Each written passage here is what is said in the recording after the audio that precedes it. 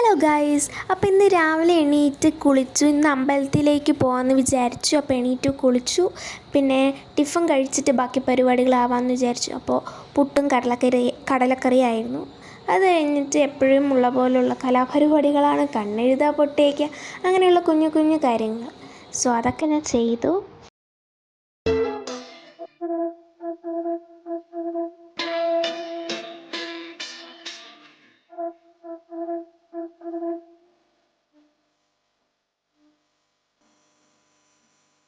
പിന്നെ കമ്മലൊക്കെ ഇട്ടതിന് ശേഷം മുല്ലപ്പൂ, അത് നിർബന്ധമാണ് കേട്ടോ. അതുകൊണ്ട് ഞാൻ മുല്ലപ്പൂ വെച്ചു. പിന്നെ അനിയത്തിനെ കൊണ്ടുപോകണില്ല, ഞാനും അമ്മമ്മയും പിന്നെ എൻ്റെ ഒരു അടുത്ത് വിട്ടതൊരു ആൻറ്റി ഉണ്ട് കേട്ടോ. ഞങ്ങൾ മൂന്നുപേരും കൂടിയാണ് പോണത്. അനിയത്തിനെ കൊണ്ടുപോകാത്തതിൻ്റെ കാരണം അവൾക്ക് നല്ല ജലദോഷമൊക്കെ ഉണ്ട് കേട്ടോ. അതുകൊണ്ടാണ് കൊണ്ടുപോകാത്തത്. പിന്നെ അവൾ മെല്ലെ ഉറങ്ങി എണിച്ചേ ഉള്ളൂ. സോ അതുകൊണ്ട് കൊണ്ടുപോയില്ല.